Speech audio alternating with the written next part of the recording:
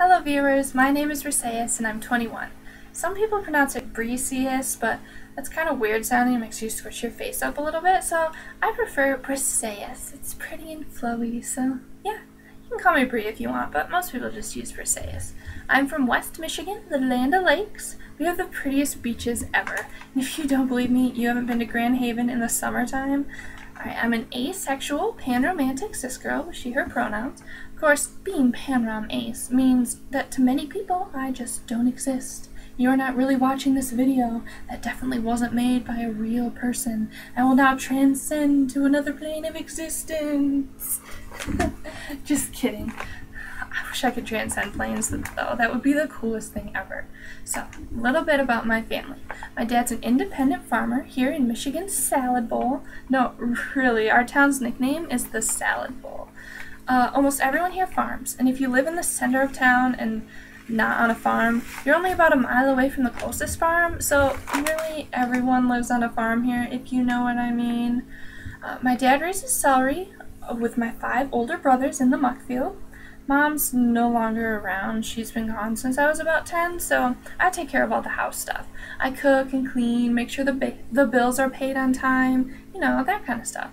It's a little gender essentialist, but as long as I don't have to be in the muck from sunrise to sunset like my brothers, I'm totally fine with doing a couple dishes. We're all really close, thank goodness, because, you know, it can be hard sometimes for independent farmers, but as long as we have each other, we know we'll always be okay. When I'm not cooking for 6 hungry boys, which is a full-time job in itself, to be honest, I go to Grand Valley State University. It's only 15 minutes away, so I don't have to take out loans for room and board, only for tuition, which helps a lot with the whole money situation. I study history mainly. I've been into it ever since I can remember. When all those other little kids were reading all the little kid reader books, I was always picking up the children's mythology books, which really, if you want to get into mythology, you have to start with the children's mythology books. They're so cute and they're just the greatest thing ever. Grand Valley doesn't really have programs of specific areas of history you can study, so I have to do this sort of generalized history from everywhere, which is kind of cool. It opens up your world to other parts of the world you may not have thought to study. Like last semester, I took an East Asian religions course and learned all about Buddhism and Hinduism and Shinto and all those other religions.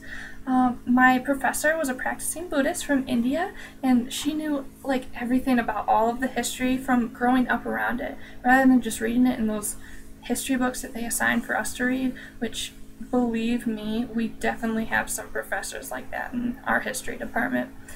Most of the history professors are men, and most of the classes focus on the men of history, never the women or the people of other genders. Like, I took a Native American history class, right, and it sounded really cool, but not once did we learn about two-spirits or any alternative genders or sexualities. It was all taught from the Western binary, what girls' roles were, what boys' roles were. Boring.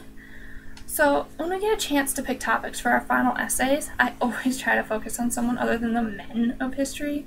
Don't get me wrong, there are some cool guys in history, but most of them are really gross. Alexander's pretty cool. He's probably my favorite cis guy, but really, who cares about the other cis boys, especially the white cishet dudes who fricked everything up? I care much more about people like Hatshepsut and Joan of Arc and Zenobia, you know, really badass people like that. At the end of the day, though, my favorite thing to research is what life was like for the women and what life was like for the people who didn't fit in with the gender binary or who didn't fit the heterosexual mold. Anything teachers are too afraid to teach about is my specialty. I decided to do this vlog thing because I've recently gotten into classics, and also because my best friend in the entire world, Patroclus, convinced me to join the Swindom. I have a really cool classics professor at Grand Valley who teaches all about the women of classics and doesn't gloss over just how not heterosexual everyone was. She's the greatest professor ever. And next year, I'm going to be taking women in the ancient world with her. I'm so excited. She's really inspired me to learn all that I can about classics. And when Patroclus found out how excited I was getting about classics, he told me that I just had to join this vlog, so here I am. Thank you, Patty Cakes, you're the absolute greatest. No, really, everyone, Patroclus is the absolute sweetest person in the world. You should all check out New's video. Well, it's getting kind of long. I'm so sorry. I gotta wrap it up. Okay, so I'm Briseis, I like history, I love my bestie Patroclus, and I love pretty things. If any of you are feeling sad today, just know I love you and you're super wonderful. Alright, bye!